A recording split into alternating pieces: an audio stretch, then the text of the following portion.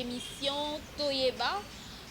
Comme vous le savez, les habitués de cette émission, la fois passée, nous avons parlé du divorce et aujourd'hui, nous venons avec un nouveau sujet qui est le choix du conjoint.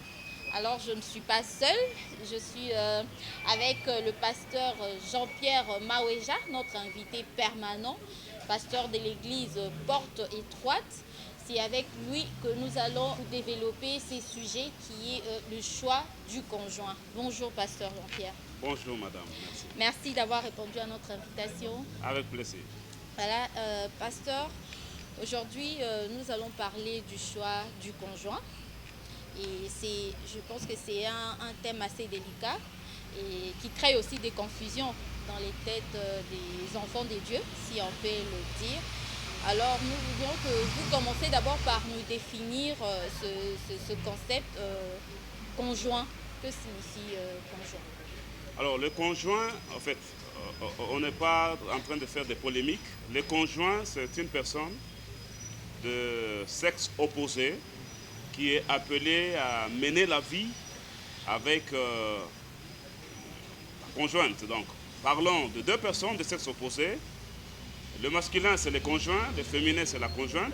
Ils s'entendent pour mener la vie ensemble. C'est ce que je peux dire pour le moment, le terme conjoint. Voilà. Alors, dites-nous, pasteur, entre l'homme et la femme, puisque nous parlons du choix, entre l'homme et la femme, qui doit faire le choix? En fait, vous voulez parler entre le conjoint et la conjointe, voilà. Qui doit faire le choix de son ami, Voilà. Qui doit commencer le pas pour être ensemble. Voilà. Ça part déjà du commencement des choses telles que Dieu a créé. La Bible nous dit en Genèse chapitre 2, à partir du verset 18, que Dieu avait trouvé qu'il n'était pas bon que l'homme soit seul. C'est que l'homme était là avant que la femme ou la conjointe puisse être là. L'homme a traité avec les animaux, il leur a donné les noms, et il a été à leur côté, il les avait vus deux à deux, les conjoints aussi entre eux, mais lui était seul. Il a été en quelque sorte, avec ce que nous disons actuellement, déprimé, il est entré en dépression, et Dieu a dit il n'était pas bon qu'il soit seul, je vais créer pour lui un être qui lui sera vis-à-vis, un être qui lui sera semblable. C'est ainsi que Dieu a créé la femme. Donc, c'est l'homme qui a été avant, c'est le conjoint qui a été créé avant, et la femme est venue après, la conjointe est venue après. C'est pourquoi c'était pour la première fois que les poèmes ont commencé. L'homme a fait des vers. Il a dit, oh, voici cette fois-ci l'os de mes os, la chair de ma chair. On l'appellera femme. Ça, c'est l'homme qui parle parce qu'il vient de recevoir la femme. Donc, c'est l'homme, c'est le conjoint qui commence le premier pas pour chercher la conjointe. Et si c'est l'homme qui commence le premier pas, donc, et la femme, elle retrouve aussi sa part parce que en faisant le choix, on fait aussi le choix sur base des critères. Donc, il y a des critères que la femme apprécie chez l'homme et il y a aussi des critères que l'homme apprécie chez la femme. Et dans ce cas, c'est toujours l'homme qui a ce monopole. En fait, pour le choix, chacun fait le choix. L'homme fait le choix, la femme aussi fait le choix. Mais celui qui commence le pas pour qu'on parle du choix, c'est l'homme. Les cas exceptionnels ne manquent pas. Parce que quand nous parlons de ce qui est normal, ce qui entre dans la loi normale. L'homme fait son choix, la femme fait aussi le choix parce qu'elle elle peut dire non, elle peut dire oui. Donc, c'est comme ça que ça doit se faire. Elle a ses critères, l'homme aussi a ses critères. Je crois que nous allons entrer en profondeur pour voir quels sont les critères normaux qu'on doit avoir quand on est couple, quand on veut entrer en couple. Voilà ce que je peux dire. Oui, pasteur, vous êtes homme de Dieu. Alors, j'aimerais que vous puissiez aussi éclairer le peuple de Dieu qui nous suit en ce moment. Comment savoir si celui-ci ou celle-ci est réellement le choix de Dieu? Comment savoir que la femme que je suis en train de suivre, ou l'homme qui est en train de me suivre, Voilà. de suivre la femme, ou comment savoir que le couple ici, qui est déjà marié, est dans le choix de Dieu. Les Je- deux, je veux répondre parce que ce Voilà. n'est pas mon droit de vous poser cette question. D'accord. Mais ce que nous devons savoir, c'est que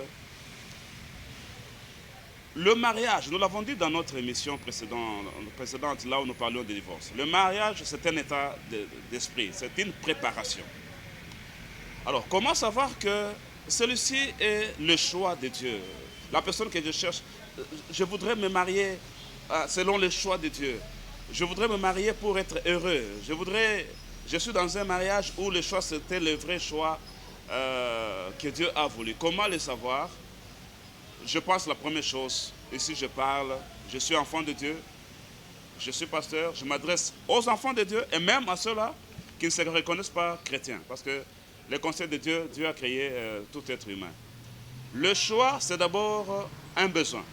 Il faudrait que l'homme puisse sentir le besoin, que la femme sente le besoin, que cette fois-ci je dois me marier, je dois faire famille avec mon partenaire.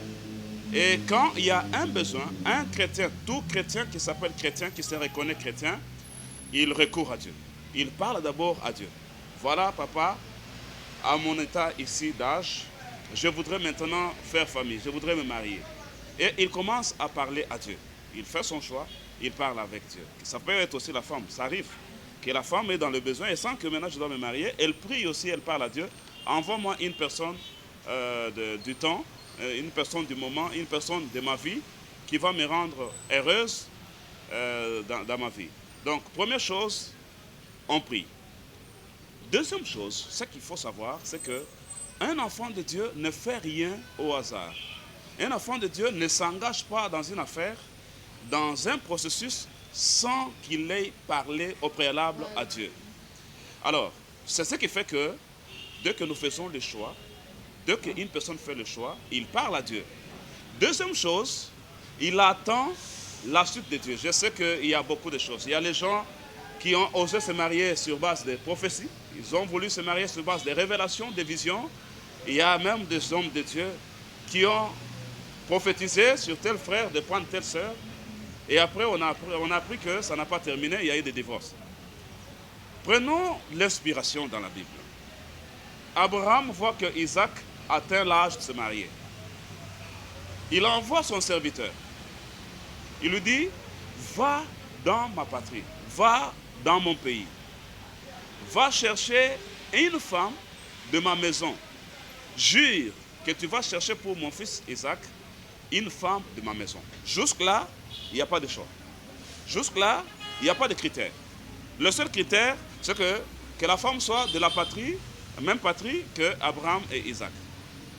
Actuellement, notre patrie, c'est l'Église, c'est les enfants de Dieu. L'homme part. Maintenant, regardez ce qui va arriver. L'homme fait une prière. Il dit à Dieu, Seigneur, fais que celle qui sera la femme de mon Seigneur Isaac puisse poser tel acte. Quand je lui dirai que j'ai besoin de l'eau, j'ai mes bêtes ici, qu'elle dise que je vais te donner et je vais aussi nourrir et faire boire aussi tes animaux. Donc, première chose, il prie et il met ce que nous appelons dans la Bible une toison. Donc, il cherche un symbole, un signe qui vient de Dieu, qui montre que Dieu est dans ce qu'il est en train de faire. Effectivement, quand il arrive, il voit une jeune fille qui arrive aussi, il lui parle tel qu'il avait dit à Dieu, et cette jeune fille, qui s'appelle Rebecca, répond de la même manière que l'homme avait dit à Dieu. Et l'homme se dit, effectivement, sûrement, celle-ci, c'est la femme qui sera pour Isaac. Et il pose les gestes selon les Hébreux, il donne les bracelets, il donne tout ce qui montrait que ici c'est un signe de mariage. Donc, comment faire le choix? C'est parler à Dieu. Et beaucoup de gens, je sais, ils ont beaucoup de problèmes pour dire, je ne sais pas faire le choix, je ne sais pas quand est-ce que Dieu va répondre. Il y a les toisons, il y a la toison qu'il faut faire. L'homme a posé la toison. Si je pose les cas à la fille et qu'elle réponde de telle ou telle manière, alors je confirmerai que c'est elle qui sera la femme d'Isaac. Troisième chose, c'est aussi entrer maintenant en contact. Nous ne disons pas au frère, ou nous ne disons pas au pasteur, que le frère va parler au pasteur Et le pasteur va aller baratiner la C'est sœur. ce qui se passe maintenant dans l'église, pasteur. C'est ce qui se passe. C'est fréquent maintenant. Alors, le mariage n'est pas un endroit où on apprend. Le mariage, c'est la vie. Alors, il n'est pas commode. Il n'est pas commode parce que qu'un pasteur puisse aller parler à la sœur que le frère l'aime, ou parler au frère que la sœur l'aime. Non, ça c'est pas la procédure, c'est pas la procédure normale. Même dans l'Ancien Testament, quand on a amené Rebecca à Isaac, Isaac est allé l'accueillir, il lui a parlé et il l'a amené dans la tente de sa mère pour vivre avec elle. Donc, le mariage, Dieu est là, il est pour nous. Quand le frère a parlé à Dieu, il lui a dit que j'ai besoin de me marier. Et il a fait des toisons. Il a présenté des situations devant Dieu. Et ça se confirme que Dieu est d'accord dans le processus pour qu'il aille se marier à la sœur. Troisième chose, c'est le contact direct. C'est le frère lui-même qui doit aller voir la sœur, qui doit baratiner la sœur, qui doit charmer la sœur, qui doit tout faire, ouvrir son cœur à la sœur et chercher à montrer qu'il aime et il veut que le mariage se tienne. Bien sûr, il a déjà informé le pasteur que j'aime telle sœur et je voudrais aller me marier, lui parler. Le pasteur est informé, mais le pasteur n'entre pas dans ce jeu-là. C'est le frère qui doit aller parler à la sœur et la sœur Chercher à conquérir voilà, son cœur, toucher au bouton qui fait que la sœur puisse dire non, seulement celui-ci, c'est celui qui m'aime. Donc, le choix du conjoint, c'est d'abord la prière personnelle devant Dieu. Après, il y a la toison qu'il faut poser. Il faut poser la toison. Si vous n'avez pas eu la révélation spéciale, je ne refuse pas des prophéties et des visions pour se marier. Mais ce qui est important, c'est de regarder la sœur, de l'aimer quand on a déjà prié et d'aller vers la sœur, de lui parler comme lui parlerait tout jeune garçon. Charmer, chercher les beaux mots, parler à la sœur dans le Seigneur, et c'est comme ça qu'on doit faire les choses. Et pasteur, est-ce que le mauvais choix peut conduire au divorce? Le mauvais choix du conjoint ou de la conjointe peut emmener au divorce? Nous vivons dans deux mondes de mariage. Dans le mariage, il y a deux mondes. Il y a le mariage de couple, de gens qui sont des chrétiens. Ils ont donné leur vie à Christ et ils vivent la vie chrétienne. Il y a le couple de gens qui ne sont pas des chrétiens. Ils se sont mariés, ils sont aussi là. Prenons le premier cas, c'est le cas de couple chrétien. Le couple chrétien, comme je l'ai dit, le mariage c'est une préparation. Mon frère, ma soeur, on ne part pas comme ça, va que vaille. Parce qu'elle est svelte ou parce qu'elle est grasse. Moi j'aime les femmes qui sont brunes. Moi j'aime les hommes de grande taille. Ce n'est pas ça le mariage. Le mariage c'est d'abord prier pour dire à Dieu, j'ai un projet, je voudrais me marier maintenant. Oriente-moi Seigneur pour que je puisse trouver la femme que je veux, pour que je puisse trouver l'homme que je veux. Mais voilà, moi j'aime l'homme qui est élancé, j'aime un homme brun, j'aime une femme élancée, svelte, j'aime, donc vous donnez les critères à Dieu. Mais vous dites, comme Jésus l'a fait quand il était à Gethsemane, il dit que cette coupe aille à côté, mais toutefois que ta volonté se fasse. Donc nous parlons à Dieu, mais nous disons, mais Seigneur, c'est toi qui connais la vraie femme, c'est toi qui connais le vrai homme qui fera de moi bien sur la terre. Alors, je voudrais que tu m'orientes. Si la femme que je vais suivre, si elle me répond de telle manière, si en me voyant, elle agit de telle manière, donc c'est la toison.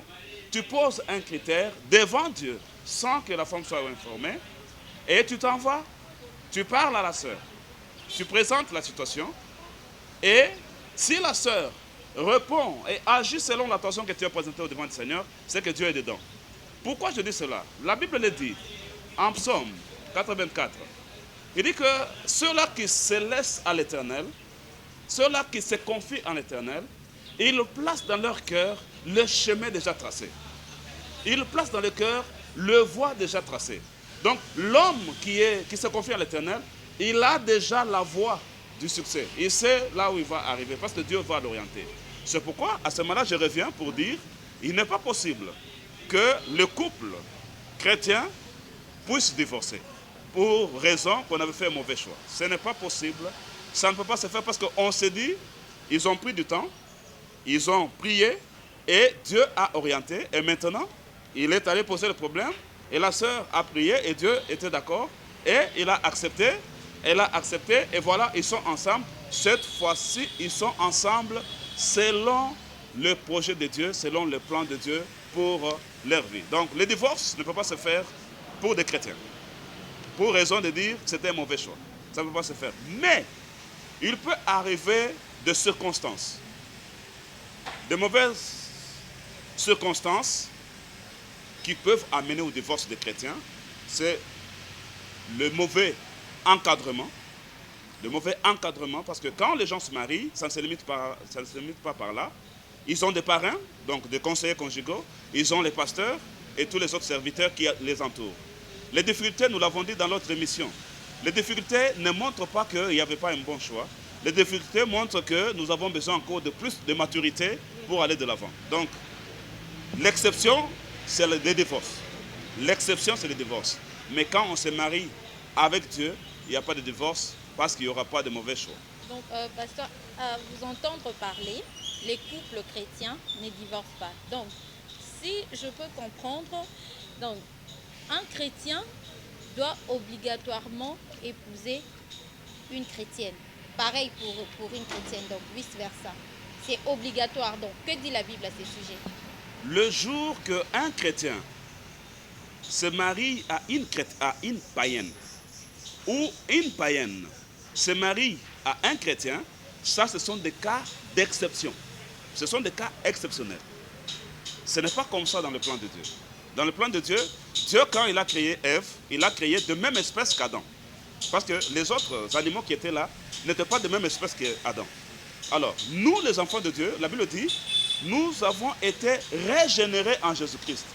Nous sommes devenus de nouvelles créatures. Donc, Dieu nous recrée.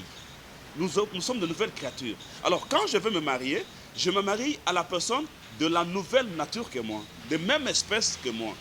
Donc, les cas de couple païen, chrétien, ça, ce sont des exceptions. Dieu le permet. Il l'a fait. À un moment, Dieu parle au prophète Osée.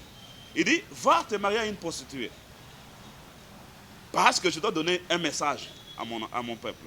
Et le prophète est allé prendre une prostituée. Ça, ce sont des cas d'exception. Mais les cas normaux, il est malsain qu'un chrétien se marie à une païenne. C'est malsain parce que la païenne n'est pas une nouvelle créature, donc elle n'est pas de même espèce spirituelle que moi. Mais il y a des gens qui disent qu'ils vont transformer la personne. On l'entend souvent. On entend les gens dire que non, bon, je vais l'épouser quand même, mais je veux le transformer. Je m'excuse, mais ça c'est une déclaration très grave. Et même une déclaration d'insulte devant Dieu. Nul sur la terre ne peut transformer l'autre. Nul sur la terre. Personne ne peut transformer une autre personne. Plutôt, c'est Dieu qui peut, par sa grâce, intervenir. Les gens se sont mariés. Prenons les cas, les gens se sont mariés, ils étaient des païens, tous les deux. Et après un moment, une des personnes se convertit. Le frère devient chrétien, la sœur reste païenne. Dieu, dans sa grâce, peut faire que la sœur se convertisse aussi et devienne chrétienne. Mais personne sur la terre ne peut convertir son ami ou transformer son ami. Il n'y a que Dieu qui peut le faire. C'est pourquoi, comme je sais que je n'ai pas la capacité de transformer une autre personne moi-même, il n'y a que Dieu qui peut transformer par moi, alors je ne peux pas m'engager avec prétexte que je vais le transformer. Là, ça ne peut pas marcher. Alors, pasteur, dites-nous, quand peut-on dire que nous avons fait le bon choix, du conjoint ou de la conjointe? Savoir que nous avons fait un bon choix, la première chose, c'est que nous sommes des chrétiens. Du fait que je suis chrétien, elle est chrétienne, c'est déjà un pas pour le bon choix. Deuxièmement, il y a un terme qui est péjoratif, mais que je dois utiliser cette fois-ci de façon positive. Un couple qui peut déclarer qu'il a fait un bon choix, ils se sont choisis selon Dieu, c'est un couple qui est incapable de divorcer. Incapable. Ils peuvent prononcer le mot, on va se séparer, on va divorcer, ça ne va pas, je suis fatigué. Mais ils sont incapables de divorcer. Là, c'est le premier point. Tant qu'il y a des problèmes, ils se fâchent, ils se disent des choses. Parfois, ils peuvent même s'insulter. Mais en fin de compte, ils sont incapables de divorcer. Là, c'est le premier point qui montre que c'est un bon choix. Parce qu'on ne peut pas juger les couples parce qu'ils se sont chamaillés, parce qu'ils ne s'entendent pas bien, de temps en temps ça ne colle pas, donc c'est un mauvais choix. Non, ce n'est pas cela. Les choix qui montrent que ces gens ont fait un bon choix, c'est en dépit de tout ce qui peut se passer comme difficulté, ils sont incapables de se séparer. Donc il y a toujours quelque chose dans le cœur qui dit, malgré ce qu'elle fait, mais je l'aime. Malgré ce qu'il fait, mais c'est lui que j'aime. Voilà le premier niveau qui montre qu'on a fait un bon choix. Deuxième niveau, c'est un couple tel que vous de l'extérieur, vous vous dites, mais comment il se porte jusqu'à ce point-là? Comment il se porte jusqu'à ce point-là? Quand on est en mesure de connaître les erreurs, de connaître les faiblesses de l'autre et de les supporter, ça montre que c'était un bon choix. Ça montre que c'était un bon choix. Troisième chose, c'est un couple tel que on a toujours envie d'être ensemble. Malgré qu'il y a eu des problèmes, on se dit non mais je rentre chez moi. C'est ma femme, c'est mon mari, je rentre chez moi. On se sent à l'aise quand on est à la maison. Là, ça montre qu'on a fait un bon choix. Donc, le bon choix n'est pas synonyme de gens qui sont à tout moment en train de rire, en train de faire les câlins. Donc, là, ils ont fait un bon choix. Non, on peut être là, frustré par l'autre, mais on est incapable de nous séparer. C'est qu'il y a un bon choix. C'est qu'il y a un lien. C'est que Dieu est au milieu et il nous aime. Alors, pasteur, un conseil à ceux qui aspirent au mariage? Pour vous, mes frères, mes soeurs, vous, mes enfants qui me suivez maintenant, voilà ce que je peux vous dire. Je sais que vous êtes en train de vous poser cette question. Comment faire le choix? Comment savoir que c'est celui-ci la femme de ma vie? Comment savoir que c'est celui-ci le mari de ma vie? La première chose que vous devez noter, c'est que le mariage, c'est d'abord une préparation. Préparation mentale, préparation spirituelle, préparation psychique. On ne part pas dans le mariage vaille que vaille. On ne part pas dans le mariage juste par ce qui saute aux yeux. Ça, c'est la première chose. La deuxième chose que vous devez savoir, le mariage, c'est une institution de Dieu. C'est d'abord Dieu qui doit être appelé. Vous devez vous confier au Seigneur, lui parler, lui demander l'orientation. Troisième chose, le mariage ne se fait pas seul. Le mariage se fait avec les parents. La Bible le dit en Corinthiens, 1 Corinthiens chapitre 7. Le verset 36, il dit, si un papa trouve que sa fille a déjà atteint l'âge de se marier, il est libre de marier sa fille. Donc le mariage, ce n'est pas entre les garçons et la fille. Le mariage engage, en plus des garçons et de la fille qui sont choisis, ça engage la famille. Donc ça montre que c'est quelque chose de très sérieux. Vous ne pouvez pas vous engager dans le mariage sans que les parents puissent être informés. Vous ne pouvez pas aller vivre ensemble sans que les parents soient informés. Ça, ce n'est pas le mariage. Ça, ce n'est pas dans la Bible. Le mariage, c'est quand on est rassuré que Dieu est avec nous. On ne va pas faire les choix sur base des prophéties. On ne va pas faire les choix sur base des visions. C'est si seulement Dieu lui-même le veut. Personne ne peut venir te dire, mon frère, j'ai une vision où Dieu me dit que tu vas te marier à telle sœur. Non. Non. Personne ne peut venir prophétiser. Dieu prophétise, Dieu dit, ta femme, ton mari c'est tel. Non. La Bible dit, toute prophétie doit être examinée. Ne rejette pas les prophéties, mais examinez toutes choses.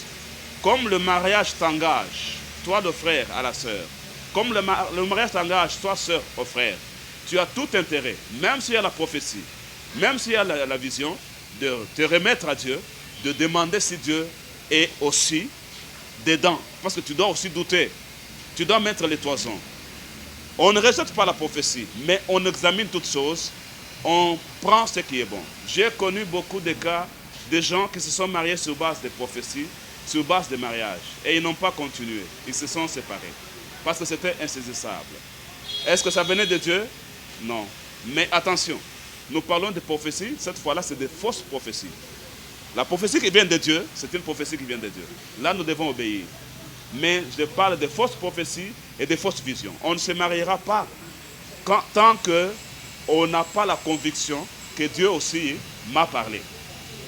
Donc, pour le moment, les prophéties peuvent sortir, les visions peuvent sortir. Mais sois à l'aise d'interroger Dieu et de te dire, quand tu regardes le frère, tu dis, en tout cas, celui-ci c'est l'homme que j'aime. Quand tu regardes la sœur, en tout cas, celle-ci c'est la femme que j'aime. Donc on n'entre pas dans le mariage comme des prisonniers, comme des esclaves, des gens sous les jougs qui ne sentent pas la joie. Non. Il faudrait, quand vous entrez dans le mariage, vous avez la joie de vivre. Vous êtes même pressés de vous retrouver pour vivre ensemble dans votre maison. Voilà ce que je peux vous dire. Première chose, recourez à Dieu, priez, parlez à Dieu. Deuxième chose, si vous n'avez pas la conviction que Dieu vous a parlé, passez au toison. Mettez des symboles, demandez à Dieu de confirmer cela. Et troisième chose, allez vous contacter, parlez-vous, baratinez-vous, faites toutes les chambres qu'il faut pour que ça prenne l'ambiance de mariage. Voilà ce que je peux dire à tous mes jeunes frères et sœurs qui sont en train de me suivre. Merci beaucoup, pasteur. J'espère que ce thème a édifié le peuple de Dieu. Et vous avez parlé aussi des prophéties. C'est déjà le nouveau sujet que nous vous annonçons pour le numéro prochain. Alors, pasteur, dites-nous, parlez-nous un peu de l'église, où est-ce qu'elle est située, s'il y a un frère ou une sœur qui désire vous rencontrer pour avoir encore plus de conseils concernant le choix du conjoint. Notre église se trouve à Limete, quartier industriel, 7e rue. Alors, en face de l'usine Socalco, l'usine qui fabrique les allumettes, c'est au numéro 26B. C'est là où se trouve notre église. Alors, si vous avez besoin de mes conseils, du fait que vous me suivez, cela veut dire que je ne suis pas seulement le pasteur de l'église Porte Étroite, mais je suis le pasteur de ceux-là qui ont besoin de mon soutien. J'ai eu la grâce, et cette grâce, c'est gratuit, et c'est gratuitement que je peux partager aussi cela. Donc, nous sommes à l'église de la 30e communauté pentecôtiste, l'église Porte Étroite, à Limete, 7e rue. Et moi, c'est le pasteur Jean-Pierre Maouéja. Fidèles téléspectateurs de la brise du soir, merci de nous avoir suivis. Abonnez-vous massivement sur notre chaîne La Brise du Soir TV. Et quant à moi, je vous retrouve la fois prochaine. Au revoir, pasteur. Merci d'avoir répondu à notre invitation. Au revoir. Merci beaucoup, Madame Godet. Merci beaucoup pour m'avoir appelé à l'émission.